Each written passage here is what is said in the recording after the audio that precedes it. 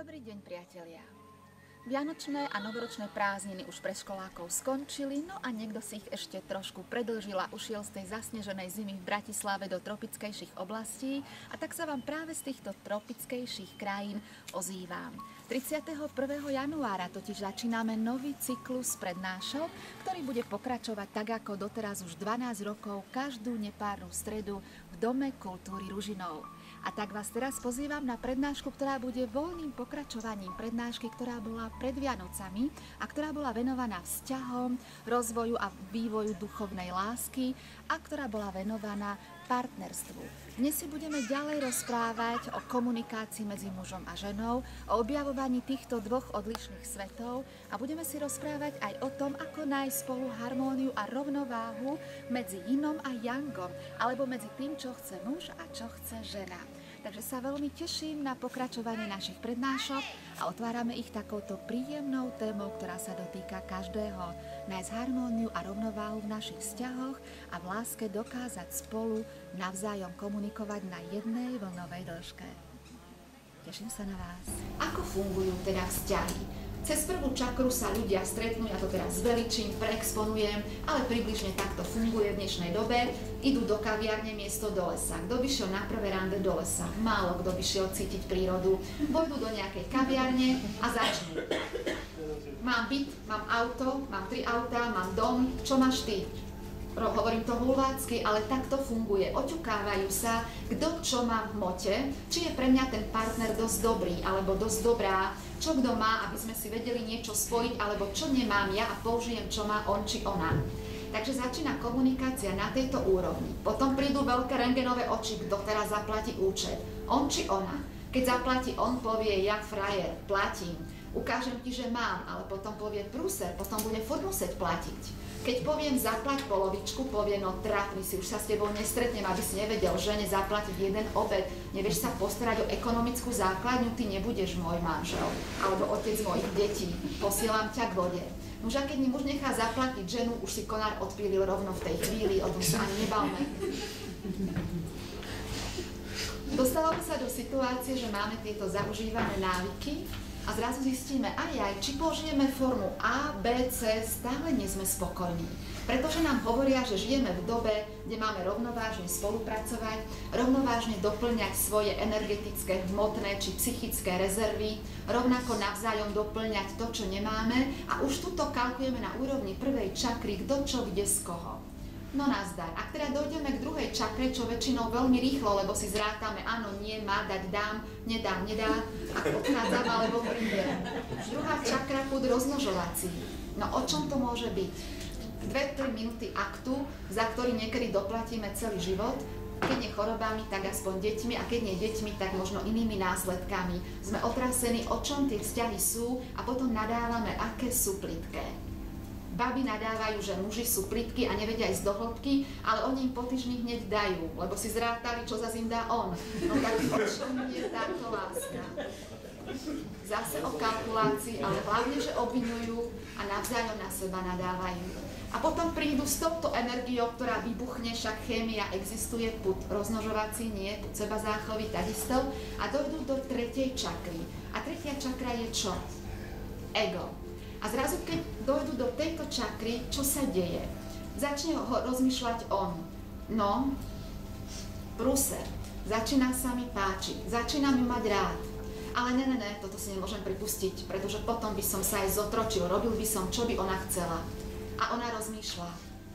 Do keľu, ja potrebujem väčšiu hĺbku, väčšie city, ja si viem zarobiť, ja sa viem o seba postarať, ja potrebujem emócie, kde sú, však mi ich ešte nedal. No kedy by ich vyrobil do čerta, keď za týždeň už boli v druhej čakre? No není kedy, není na to priestor. Nebolo kedy ísť do hĺbok vzťahu a citu, tak nemohol jej ešte dať nejakú hĺbku, po ktorej tá ženská túži. A zrazu v tretej čakre začíname si uvedomovať, keď ja dám prvá nejakú hĺbku alebo niečo, budem zraniteľná, pretože ma môže zmanipulovať. On hovorí, keď ja ukážem ako chlap svoje city, budem pre ňu slaboch, lebo nám tu vtlkali do hlav, že muži neplačú, muži nemajú city, muži nič nemajú cítiť, pretože musia byť silní. tak budem sa hrať, že som silný. A začne byť agresívny, možno arogantný, možno až niekedy primitívny a ona, keď je tiež taká istá, povie, wow, sila, čo ma bude vedieť, uživiť, obdržať. To sú tie moc mladé. A tie menej už mladé. Nie, tie zrelšie, prepáčte. Tie zrelšie potom už reagujú na to svojím spôsobom, nebudem to rozvíjať. Áno. V každom prípade tieto debaty poznáte. A teraz čo povie jeden a druhý, keď teraz tie detaily už opustím? On povie, no keď jej ukážem svoje city, budem považovaný za slabocha, tak sa musím voči tomu nejako obrániť. A prvý, čo je, ponúkne energiu hrdosti, tvrdosti, necitlivelosti a bude taký ako keby pyšný páhov. Keď ona pocíti túto energiu a vyhmatá, povie si, už nastojil túto energiu, ženský princíp udržuje to, čo mužský ostredivou silou nastolí. No dobre, pôjdem v tejto energii. Na čo sa budem snažiť a namáhať, s ním sa to nedá. A začne mu vrácať energiu, ktorú on vypustil a začne medzi nimi boj, opozíciu, o manipuláciu, kto z koho, kto nad kým, kto bude kde. A zrazu prichádza k tomu, čo my voláme, prebudza sa ego, prebudza sa pýcha a tá nám blokuje tú energiu, ktorú sme vybudili v tej druhej čakre a chce ísť kam si k tomu božskému zdroju, k tej božskej láske, podvedome, nevedome, my ju blokujeme týmto egom. Lebo sa bojíme ukázať naše slabosti, naše hĺbky, bojíme sa ukázať naše city, lebo nebolo kedy. Za nejaký týždeň, 2, 3, hej? A príde mesiac a už sa vzťahy rozpadajú, alebo rok, už o nich ani chýru, ani slichu. Nie, aby sme si to budovali postupne, pretože takto vzťahy nemôžu vydržať. Väčšinou ego, keď mu dojde príval energie z dola, sa na úrovni 3. čakry zasekne a nepustí energiu do 4. čakry. Kto mi chodíte do školy, viete, že 4. čakra je naše centrum, srdcová čakra je boj, je zdroj, je kanál božskej energii smerom zvnúka von, ale aj smerom zvonka dnu. Takže, keď je zablokovaná 3. čakra, 4. nefunguje, je zavretá, ako by nebola. Potom hovoríme, však on je mimozemšťan, nemá ani srdcovú čakru. Tak je veľmi dôležité začať vidieť cez iný filter tento svet okolo nás. Začať vidieť, že rovnako ako ja, tak každý jeden v tejto miestnosti, alebo aj ten nevedomý tam von, koho ešte toto nezaujíma, má vo svojej podstate niečo božské, niečo dokonalé, niečo ušľachtilé, niečo krásne. A že je veľmi dôležité, aby sme ľudí začali vidieť cez tento filter božskosti a lásky. A ja za chvíľočku vysvetlím, prečo je to tak dôležité. Pretože tá nám dáva energiu a dáva nám silu vidieť inak tento život a zvládať rôzne jeho skúšky. Takže to, čo nevidí, toto krásne, božské a dokonalé, je naše ego. Naše ego nie je dokonalé. Naše ego má kopuchy predsudkov, programov, metrixov, ktorých sa obáva, ktorý si nechá nahovoriť do mysle, do vedomia a potom nastáva jeden veľký problém, že sa podľa nich aj riadi. A na tú božskú prirodzenosť zabúdame. Niekedy dokonca zabúdame skutočne na lásku, alebo ju bereme príliš vypočítavo. A toto sa práve v tomto období, ktoré už začína meniť. Preto ste tu a preto je toľko ľudí teraz inde už pomaly sa duchovne prebúdzajúci. Ísť do 4. čakry. 4. čakra je božský zdroj lásky v nás. Je to teda duchovná, božská, nemanipulujúca láska.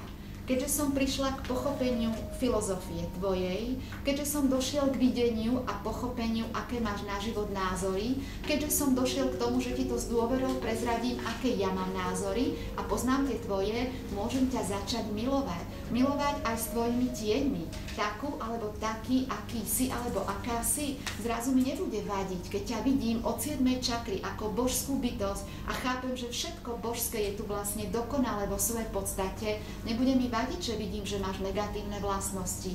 Pokým si ochotný ich cez 6. čakru vidieť, cez 5. sa o nich baviť a cez energiu lásky 4. čakre sa transformovať, meniť a treba zdokonalovať v tom, čo je u teba slabé, napríklad podľa vzoru, ktorý ti vie ponúknuť ja, lebo je to u mňa silné. A toto musí byť vzájomné. Toto voláme duchovná láska. Naozaj ochota poznať sa, spolupracovať a pomáhať si. Vtedy nám nemôže vadiť, že niekto má určité kvality viac a iné menej rozvinuté, pokým nie je vyslovene gauner, lenivec, darebák, alkoholik a využíva nás. Ale je to zdravo, už názvem, u duchovných bytostí v rovnováhe. Potom vyrobíme takú energiu duchovnou, božskou láskou a úctou k sebe samým a k tej druhej bytosti, že môžeme ísť do roviny ega a nemusíme sa ho báť. Ego nebude manipulovať, keď ho osvietime energiou božskej duchovnej lásky. Pretože zhora každá energia ovláda energiu na nižšej úrovni pod sebou. To znamená, že energia božskej lásky nám ovládne energiu duchovnej lásky. A dostávame sa, energiu lásky ega. Duchovná láska nám ovládne ego a dostávame sa do roviny, kedy vlastne ego svetlom a láskou rozpúšťame, transformujeme. Takže z dola na ňo nemá nič moc, pretože vždy tá vyššia úroveň na tú nižšiu má dosah. Ale božská duchovná láska je 4. čakra, vyššia rovina, ako 3. čakra nášho mentálneho myslenia, teda ega. To znamená, že duchovná láska má jediná moc rozpustiť v ľuďoch ego, vliať do nich pokoru, lásku, porozumenie a teda potom aj možnosť pracovať s nástrahami ega v tejto realite, alebo pýchy, ktoré prichádzajú poznaním, alebo mocou, alebo s peniazmi, alebo s hojnosťou či dostatkom. Ak potom zvládneme ego cez takúto lásku konečne.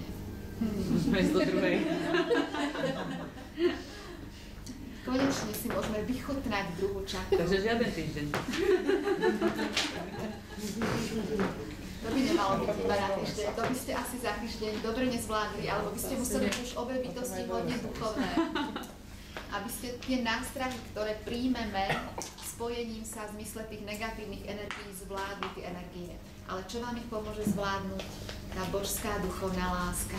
Takže potom si využívame sexualitu a vychutnáme ako nádherný nástroj lietania do vyšších dimenzií, pretože všetky čakry na druhou budú otvorené. Začali sme 7., 6., 5. a 7. je už vlastne brána do vesmíru, do univerza. Takže v tej chvíli sa vieme tvorivo inšpirovať, pomáhať si v práci, vieme si dávať, vieme si slúžiť a pritom nevypočítavať.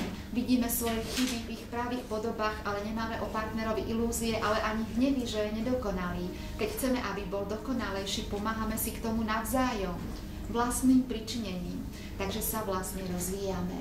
A potom je tá sexualita tak nádherná a božská, že pri nej až plačete, pretože vám otvára také energie a také brány, že zažijete skutočne božskú extázu, alebo takzvanú božskú alchýmiu.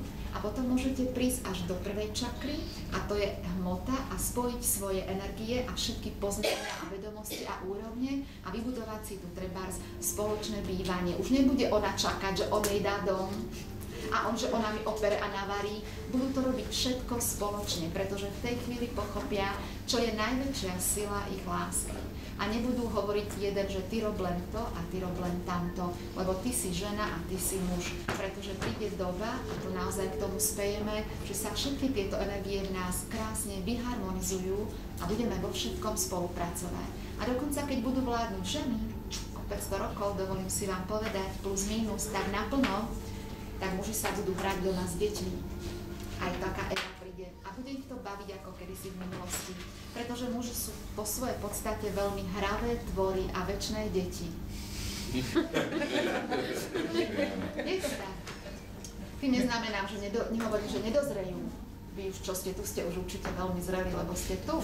Ale niektoré aj ešte nedozrejú. Takže my to vieme, ženy, ale o to nás bude viac tešiť, keď budú sa vedieť krásne hrať so životom. Pretože ako ja hovorím, život je hra. A keď muž není namosúrený, najedovaný, vážny, ale je tvorivý, radostný a hravý, také partnerstvo je vlastne úžasná slasť. Také partnerstvo je krásny dar. Je to vlastne radosť žiť a radosť prežívať. Takže v tej chvíli naplníme svoj zmysel bytia na zemi, pochopíme, čo je partnerstvo a podala som vám cestu, ako naňho ísť.